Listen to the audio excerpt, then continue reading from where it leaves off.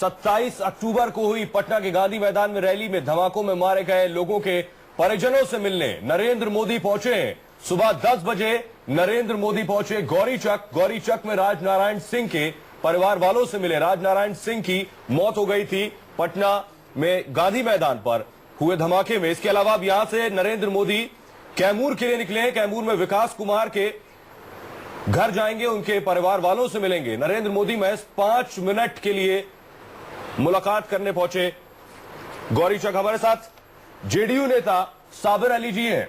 साबिर अली जी, बेशक आप ये कह रहे हैं वक्त गलत है, क्या आपको डर है इस बात का कि नरेंद्र मोदी का जो करिश्मा है अगर वो बिहार में काम कर गया तो खास तौर पर नरेंद्र मोदी जिन क्षेत्रों में जा रहे हैं, बेगूसराय, गोपालगंज, नालंदा, सुपौल, ये सब जेडीयू के पास संसदीय सीट है, आपको डर है कि आपकी सीट ना निकल जाए? ऐसा है, सीट के फैसले 2014 में वहां की आवाम करेगी। और जहां तक आपने डर और खौफ की बात की है, राजनीति में किसी से किसी को डर नहीं होता और कम से कम हमारी पार्टी, हमारे लोग न डरते हैं न डराते हैं जी। अगर ये आदत किसी के पास होगी तो शायद मैं समझता हूं कि ये सवाल उनके साथ अगर आप पूछे तो बेहतर होगा। राजनीति में एक मयार होना चाहिए, एक सोच होना चाहिए इस देश के प्रति। आदमी कुर्सी के प्रति मैं समझता हूं इतना आदमी मंदमस्त नहीं हो जाए कि सिर्फ बात में रह जाए और दिन की उजाले रात की अंधेरी दिखाई देने लगे। चलिए आरती मेहरा जी, कुर्सी के लिए इतने मदमस्त हैं मोदी, जैसा कि साबिर अली कह रहे हैं, इसलिए वो सब ये सब कर रहे हैं और जा रहे हैं, पीड़ितों से मिल रहे हैं, तमाम लाओ। हमने किसी का नाम नहीं लिया। हाँ, लेकिन आपने जाहिर है उनके लिए बोला, मेरे लिए तो बोला नहीं होगा आपने। आरती मेहरा जी। अंजुम जी, बिल्कुल आपने ठीक कहा, आप बिल्कुल ठीक कह रहे हैं। ये जिनकी तरफ उंगली तो ये पहली उंगली अपने नेता की तरफ देखें, जिन्होंने पिछले लगभग 4 सालों में एक जबरदस्त कंपटीशन सा करके रखा कि वो भी उतने ही प्रधानमंत्री पद के दावेदार है। और उसी के कारण उन्होंने बिहार की जनता को, जिसमें एक अलायंस, एक गठबंधन के साथ जुड़ के आए थे, उस वजह से तोड़ा। ये अपने नेता को देखें जिन्होंने कुर्सी के लिए और अपने एक कंपटीशन में उन्होंने जिस तरीके से किया है, ये उनके ऊपर। चलिए, तो इसका मतलब सब कुछ कुर्सी के लिए है, सब कुर्सी की माया है, सब कुर्सी की माया है। 2014 में चुनाव होने हैं, उसके पहले नवंबर दिसंबर में 4 राज्यों में चुनाव है, सबकी नजर कुर्सी पर है। पटना के गांधी मैदान में नरेंद्र मोदी की रैली के दौरान हुए सिलसिलेवार धमाकों में 6 लोग मारे गए और इन मृतकों के परिजनों से मिलने नरेंद्र मोदी पहुंचे। सबसे पहले गौरीचक पहुंचे। गौरीचक के कमरजी गांव राजनारायण सिंह की मौत हुई थी, उनके परिवार वालों से मिले, उनके बेटे से मुलाकात की। बेटे ने उनसे नौकरी की मांग की है। अब यहां से निकले कैमूर के लिए। कैमूर में विकास कुमार के परिवार वालों से नरेंद्र मोदी मिलेंगे और कैमूर के बाद वो पहुंचेंगे गोपालगंज। मुन्ना श्रीवास्तव के परिवार से गोपालगंज में नरेंद्र मोदी मुलाकात करेंगे। बेशक यहां पहुंचने के बाद सहायता राशि भी नरेंद्र मोदी लोगों को दे रहे हैं। हमारे साथ खास मेहमान भी बने हुए हैं।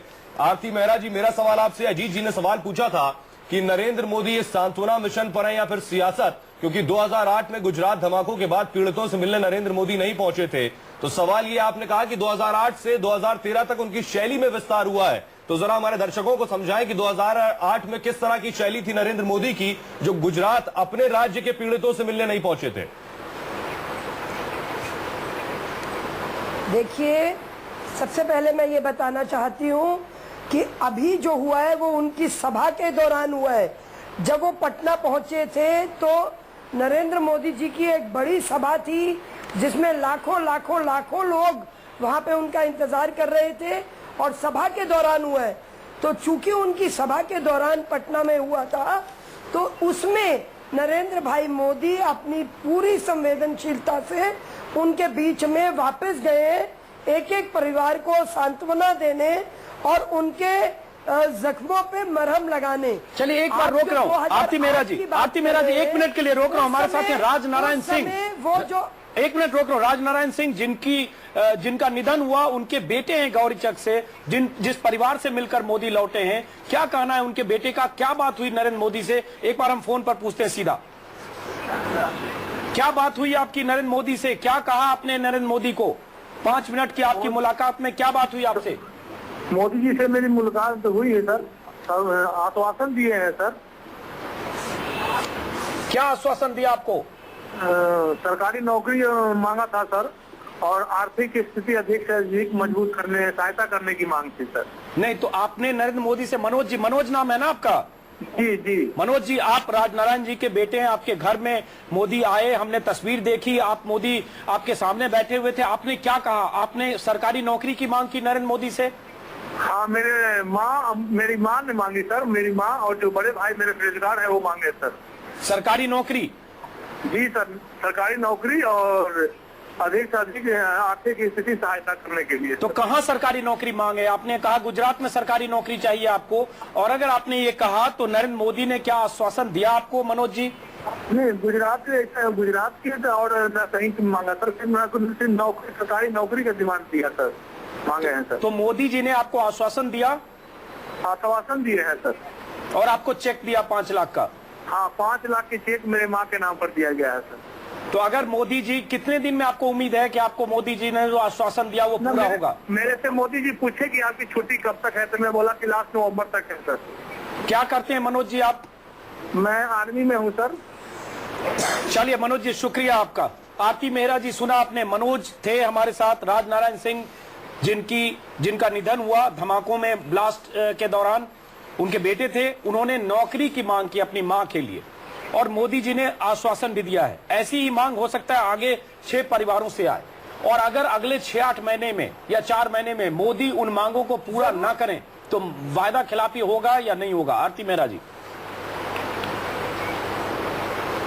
मोदी जी वायदा खिलाफी करते ही नहीं है। गुजरात में और देश में इतना नाम इसीलिए हुआ है कि जो वो कहते हैं वो करते हैं। प्रत्यक्ष को प्रमाण की आवश्यकता नहीं होती।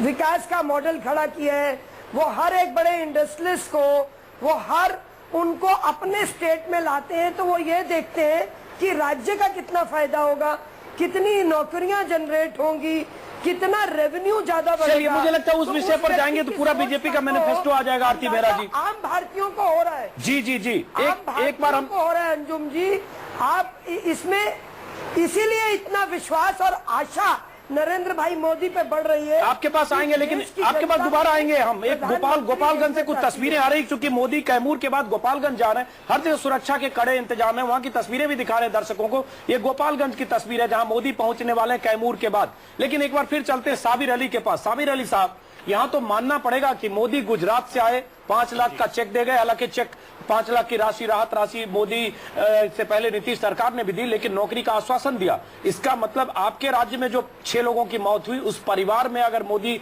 उनको नौकरी दे देते हैं तो आपकी नाकामी और मोदी वहां कामयाब होते हैं। पब्लिक सेंटिमेंट तो मोदी के साथ होगा। साबिर अली साहब, जो काम आपको करना चाहिए वो नरेंद्र मोदी गुजरात से आकर कर रहे हैं। देखिए, नहीं, बात आप ठीक कहे। नरेंद्र मोदी जी, आपने एक सवाल पूछा आरती जी से कि आपके यहाँ 2008 में ब्लास्ट हुए थे, किसी के घर नहीं गए। उसका जवाब उन्होंने नहीं दिया। हम अपनी बात से भी नहीं फिरेंगे। आपने जो सवाल किया उसका भी जवाब देंगे। ये वक्त तय करेगा, और ये वक्त के गोद में बातों का आश्वासन देना करना, मैं समझता हूं कि सियासत की पहली कड़ी है जो फर्श पे दिखाई दे रही है। मैं आपको इतना बताऊं कि जो सियासत की हवा दी जा रही है, ये अपने आप में बड़ी ही दुर्भाग्यपूर्ण है कि इस देश में मौत हो, ऐसे आतंकी हमले हों और उस पर सियासत की जाए। चलिए, दुर्भाग्यपूर्ण ये भी था कि मोदी के लिए अगर सिक्योरिटी अलर्ट था तो जो इंतजाम होने चाहिए थे वो इंतजाम नहीं हुआ। धमाके हुए, 6 बेकसूरों की मौत हुई, 80 से ज्यादा घायल हुए, वो भी बहुत दुर्भाग्यपूर्ण था। सरकार की बहुत बड़ी नाकामी थी। आपकी इन बातों से कभी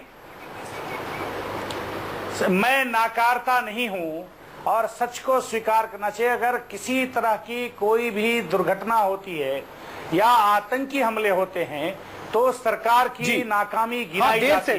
देर से जब ये हमारे यहाँ परंपरा रही है और कहीं ना कहीं रहती है। चलिए, आपके पास आएंगे एक बार। आप सुन लीजिए, इससे पहले 2002 से अभी तक तकरीबन 48 घटनाएं हुई हैं इस देश में। चलिए, हम आपके पास आएंगे। मधुसूदन आनंद जी, यहाँ एक तस्वीर अस्थियों का भी है। अस्थि कलश यात्रा बीजेपी निकाल रही है। और वो अस्थि कलश ये 6 शहरों से निकल रहा है, उसके बाद वो कलश यात्रा पटना पहुंचेगी। तो लगता है ना अस्थियों पर, राख पर, विसर्जन पर इसको भी एक राजनीतिक जामा, एक तस्वीर खींचने की कोशिश कर रही है। अभी तक जब किसी नेता की हत्या होती है या किसी सैनिक की हत्या होती है या अपने किसी देश के हित के लिए काम करने वाले व्यक्ति की हत्या होती है, तब इस तरह उसके अस्थि कलश निकाले जाते हैं। आप इस तरह से करके क्या सिद्ध करना चाहते हैं? मैं आपका ध्यान आकृष्ट करूंगा हुंकार रैली पर।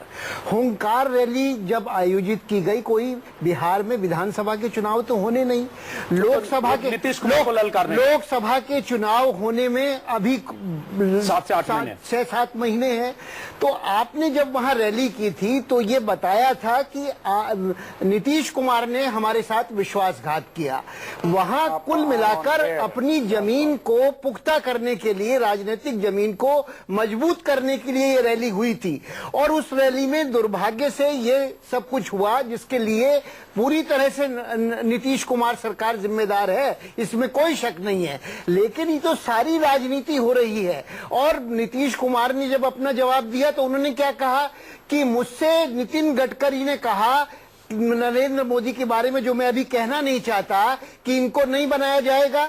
लाल कृष्ण आडवाणी को मैंने फोन किया, उनकी स्थिति क्या थी? मतलब ये था कि नरेंद्र मोदी के बारे में आश्वासन दिया गया था कि ये प्रधानमंत्री पद के उम्मीदवार नहीं होंगे। दो शख्सियतों की टकराहट में ये सब हम देख रहे हैं। क्योंकि मोदी नीतीश को नीचा दिखाना चाहते हैं, या अपनी जमीन जो अलग होने के बाद उनको 12 से सीटें हैं उसको 20 पहुंचाना चाहते हैं, या नीतीश का वोट कम करना चाहते हैं। जो भी शख्सियतों की लड़ाई। भाई कुल मिला के क्या बात है कि नरेंद्र मोदी जब, या भारतीय जनता पार्टी जब नीतीश कुमार सरकार के साथ मिलती है, नीतीश कुमार की पार्टी के साथ मिलती है, तो एक विनिंग कॉम्बिनेशन बन जाता है। जब दोनों अलग हो जाते हैं तो वो कॉम्बिनेशन खत्म हो जाता है। अब दोनों अपनी अपनी जमीन को मजबूत करने के लिए एक दूसरे पर प्रहार कर रहे हैं। बिल्कुल सही कर रहे हैं। और वो प्रहार कई बार हो रहा है, कई बार जो है बेल्ट से नीचे जा और रहा है। आने वाले समय में और होगा। आरती मेहरा जी, एक तस्वीर हम दर्शक को दिखा रहे हैं, दर्शकों को 6 शहरों में अस्थि कलश यात्रा निकाली जा रही है। तस्वीर देख रहे हैं, बेगूसराय, कैमूर, गोपालगंज, नालंदा, सुपौल, पटना,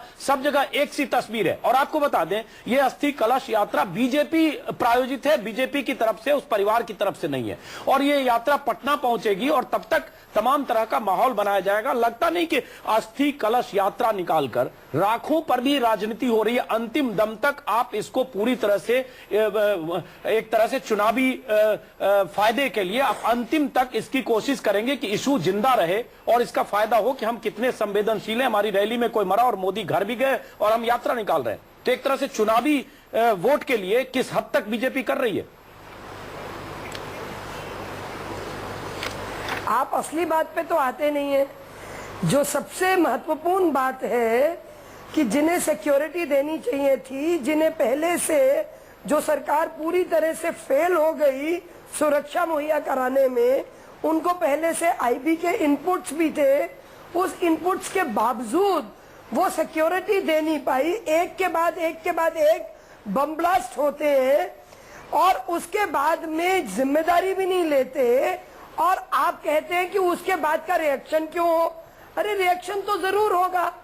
आप नहीं, आरती जी इस पर हम काफी बहस कर चुके हैं कि बिहार सरकार की लापरवाही थी, नाकामी थी, बहुत बहस कर चुके हैं पिछले 4-5 दिनों से। आरती जी सिर्फ ये करो, अस्थि कलश यात्रा कई दिनों तक निकालकर, 6-7 दिनों तक अस्थि कलश यात्रा निकालकर बीजेपी के झंडे बैनर के साथ अस्थियां विसर्जन करने का पटना में इंतजाम, लगता नहीं कि अस्थि कलश, अस्थि पर भी हम राजनीति होते हुए देख रहे हैं।